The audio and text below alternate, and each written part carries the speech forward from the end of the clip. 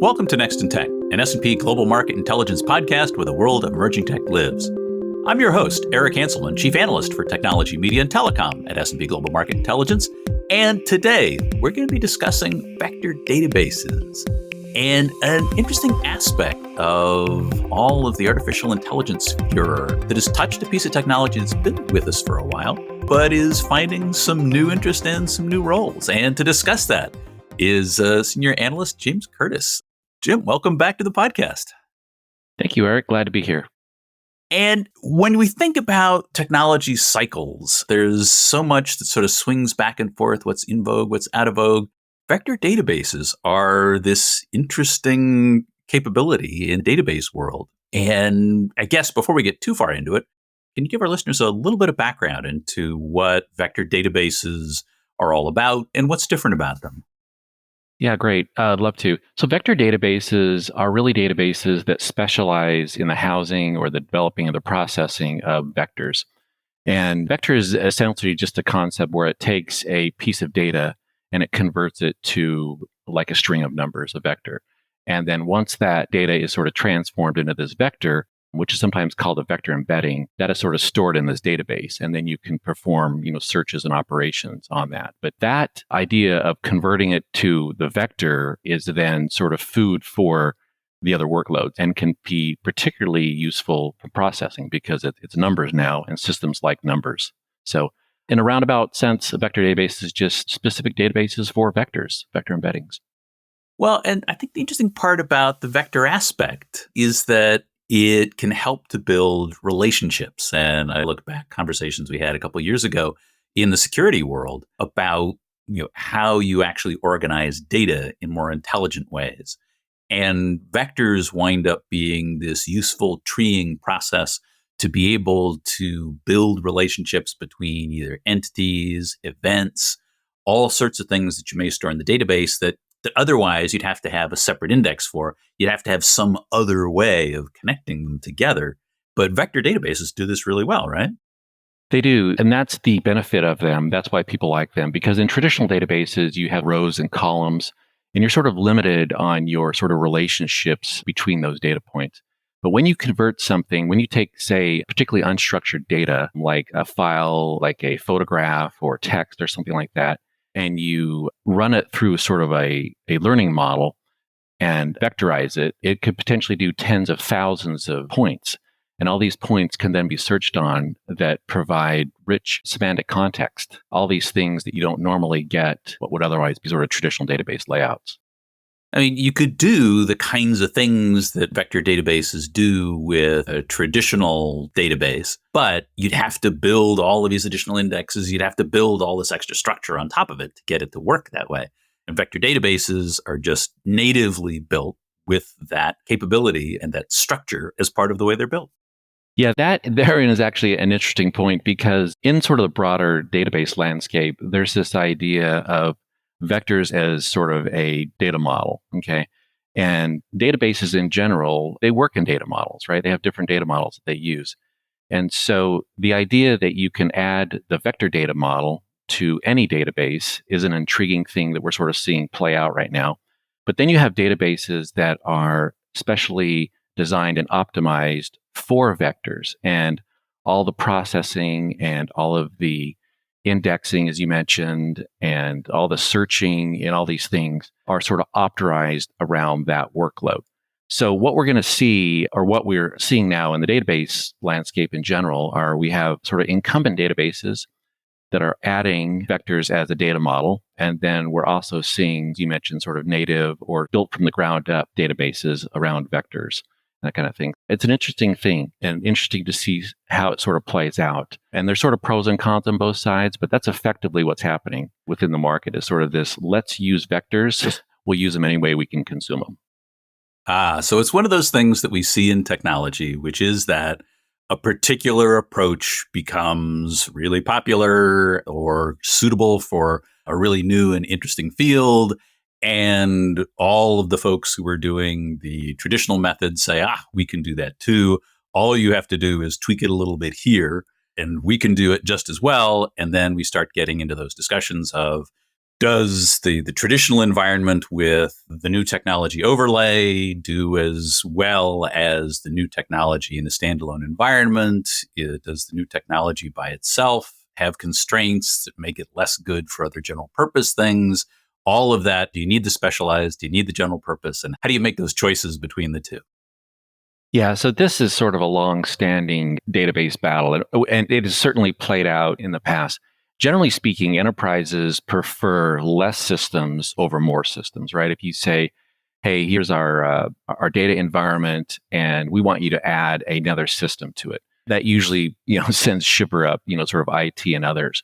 But at the same time, you may have specific goals or workloads within your environment that does require a system specialized for that particular job. And this is right, Eric. This is all playing out. We've seen this played out. We can give several examples of it. Graph databases being one example that you need a specialized, or can you have graph technologies embedded within your database? And there are sort of both fields there. But it generally comes down to what is it that I want to do and where do I think I'll be in a number of years with workload and scale and the amount of data and some of these things. What system will I need to sort of accommodate those things? Well, and it's not the first time that we've seen something like this in the analytics world, thinking back to storage transitions and things like Hadoop clusters. There was that push that, we can take the storage capabilities we have and won't they be great that way? And of course, there were some better or worse approaches to that. And in fact, to get really performant, you probably need dedicated environments to do it. But it's a matter of how much do you want to invest in the new technology? What's the extent to which you want to take what's the old movie line? Hey, let's put on a show. We can use the old barn. Take the stuff that we've got and actually repurpose it, or at least, especially in when it comes to large volumes of data, actually leverage what we've got in the existing environments and have a capability, an overlay capability that'll give us a lot of those same relationships and those capabilities. Yeah, absolutely. I mean, customers are making, enterprises are sort of making these decisions, right? And in some ways, that works fine. What's interesting in the database world is from a research standpoint, we track probably 150, 200 customer or database vendors out there, right? Some vendors have multiple databases, that kind of thing. So we're dealing with hundreds of databases. As over the next year, I would expect nearly every single one of those, if not all of them, to announce some sort of vector story that they have.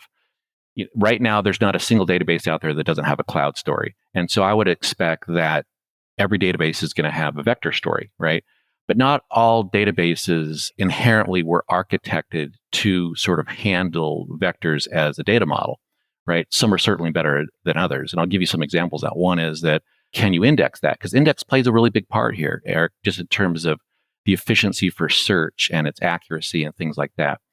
Also scaling, right? So NoSQL databases, for instance, came onto the scene and they scaled very, very well. And so scaling actually plays a really big part here with vectors because they can get very large. And so it's going to be interesting to see, Eric, just in terms of, can I use my existing infrastructure or should I use it if I have an AI workload, if I'm in sort of the LLM model world and I want to use that? Do I need a special vector database or can I sort of use what I have? And it will be interesting. This is a to be determined continued conversation that we may have, Eric, just to see how this plays out. Well, like many of the things in AI, and I guess I wonder, I look at, you mentioned NoSQL databases. Hey, very cool, high scale, overcomes a lot of the width issues that you get with databases, but it puts this extra little thing in there that your applications have to deal with, which is eventual consistency, which is that the number you get now actually may turn out not to be correct, unlike databases, traditional databases, which will always give you the right number. In fact, there may be collisions to access that the application has to work out and the whole eventual consistency thing. It sounds like maybe we're trading off similar kinds of things with vector databases. Is that reasonable alignment? Yeah, that's true. I mean, I've been in the database space for, I don't know, the better part of a couple decades. And it's interesting. So I remember asking an engineer, because we would get this all the time at this company I worked, and they said, can your database do this? And they would sort of spell it out. Yes, we can do that. And most databases can do most things. but it's just the trade-off discussion, right? Do you want accuracy versus performance? Do you want scaling versus some other things? So these are all trade-offs you have to make. In the vector database space, it's going to be interesting. One of the things that are sort of shaping up as being important is because you're loading vectors into your system, and when you do a search, which is normally called like a nearest neighbor search, you want to find out what's the closest vector to my query vector, okay? And you have a couple of options there. You can say, do you want to get it back quickly, or do you want to get the closest nearest neighbor thing to that, right? And so sometimes it matters and sometimes it doesn't. So there's always trade-offs when you speak to databases. There's always trade-offs. There's no one database to fit every use case all the time, even if you had unlimited money and you could just throw, massive amounts of hardware at it, Eric, right? Or compute and that kind of thing. Databases are architected for certain things, and they specialize in those things. Yeah, as always, having your cake and eating it too is sometimes a challenge. Well, I guess the other thing I want to dig into is, of course, we talked about it up front. What's driving this interest is AI. What is it about AI approaches that are making vector databases so interesting? That's true. And specifically sort of large language models, right? I mean, or generative AI. So what's interesting about this is the rise of these vector databases. And you mentioned at the top of the cast is that the technology, and they've been around for a while. This isn't a new discovery, but most of the players in this space, not all of them, but a lot of them are fairly new, maybe within the last 5 years, that kind of thing, and have taken on considerable funding. And so what's really driving that is a couple things. One was the inflection point of ChatGPT, which I believe was November 2022. A date that is burned into technology brains everywhere. Yeah, exactly. And so what this did was really funny because as people were pushing on that, there was this idea of like, oh my goodness, we're not getting correct answers here. It's amazing, but there could be incorrect answers here. And so vector databases are addressing sort of a problem, at least initially one problem was that can we sort of augment that system? Can we sort of provide a way to sort of give it relevancy? Because ChatGPT, it had its parameters in terms of, what time frame the data was trained on. And then if you asked the question and there was new data available, you could potentially get a hallucination, as they call it, right? And so vector databases, at least in one use case scenario, is able to sort of provide additional memory or long-term memory of that to give it relevancy. So that's just one example. So it's filling a need in this space that we haven't had before. Also, it's addressing the need of we have massive amounts of unstructured data. And if you can take that data and convert it to vectors, vector embeddings, you can do an amazing amount of search on it, like semantic searches and things like that, which improves our ability to sort of understand, as we search, right? Recommendations and a whole host of things that is sort of improving that aspect. So there's just a number of sort of drivers here, from everything from the unstructured data we have to sort of new use cases and its ability to sort of augment and drive AI as well. So one of those things that being able to have an understanding of the relationship piece, especially from a semantic perspective, is inherently useful in a large language model because what you're doing in large language, again, I'll point listeners back to our AI basics a few episodes back, is that it's really trying to do that level of predictive search of what should be in this location, what should come next. And in an environment in which those relationships are the critical part of that query. And with a vector database, you've actually got the ability to do queries that help you manage that as well. And potentially, as you're identifying, help to understand how data may potentially have changed over time as you've got new data and that may be related to this particular kind of capability. Interesting, huh? Yeah, I mean, it's just touching a whole area. And I think we're at the cusp of realizing that once we have this data model of vectors, we're just really contemplating the power that's in that. Because as you take a piece of data and you run it through an embedding model, you can assign, like I say, literally hundreds of thousands of all these points. Those become sort of searchable for you, just in terms of providing this rich semantic context that was just not there before. And it's going to open up just a whole host of use cases that we have to sort of find out. I mean, we certainly have some that are popular, as we mentioned, but we'll probably see a whole bunch that, I didn't think of that. And they'll sort of become layer of onion that we just sort of keep discovering uses for. Well, it sounds a lot like where we are with generative AI, which is that we know a lot of good things that we can do with it, but there's still a lot more that we can build on. And it seems, especially with vector databases, this transition from an environment in which you had to build relationships to one in which the database actually contains the relationships that get built as part of the embedding process. I don't know how many times listeners have heard me say it. It's that really useful thing about tech. It's the abstraction. Now we've actually, rather than having to build the relationships ourselves, the database can hold the relationships. And we're still figuring out, once you get that capability, all of the things you can potentially do with it. Yeah, absolutely. I mean, if I could give you sort of one example of sort of how it plays out, one of the examples, as we mentioned, it will augment LLMs, but the other one is just simply a better search. And so let's say, for instance, that Eric, you want to buy a new house or upgrade or something like that or downsize. And, normally you'd go on to sort of a real estate site and, I want, how many bedrooms and bathrooms in this city, that kind of thing. You'll get a series of results. But if you're searching, the back end is sort of enabled from a vector database or another database that's able to handle vectors. You might instead want to search on a floor plan or the orientation of that house or other sort of non-intuitive items that you would normally capture about a home. You could sort of get that, how the sunlight hits that house at a certain time, or there could just be a whole host of reasons, ways you could sort of search on that to get a more exact match that you wanted or something like that. So these are the kind of things that it sort of opens up with us. Oh, so moving beyond the traditional search would be finding similar statistics, numbers of bedrooms, whatever Yeah. however the data model actually had characterized that house, to now actually looking at more complex aspects of the house itself and other houses that might be related to it. Huh. Yeah, like just even the shape of the house, because sometimes, who's ever sort of describing that piece of real estate may not do it justice, right? Is it a Tudor style or is it modern or something like that? That may or may not be correct, or it may not even be in there. But if there's a picture of it, you may be able to semantically find something on that, right? Again, just beyond what you normally collect as statistics, you can now collect things you emotionally care about, things, things that are, at the end of the day important to you.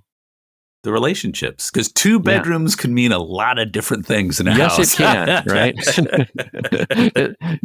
Anywhere from size to, you're right, exactly a whole host of things. You just want to get more details about that. The general point is that if anything, vector databases and our use of using vectors stored in these systems, it is going to expand search. How we know search in general will expand it, as well as, AI.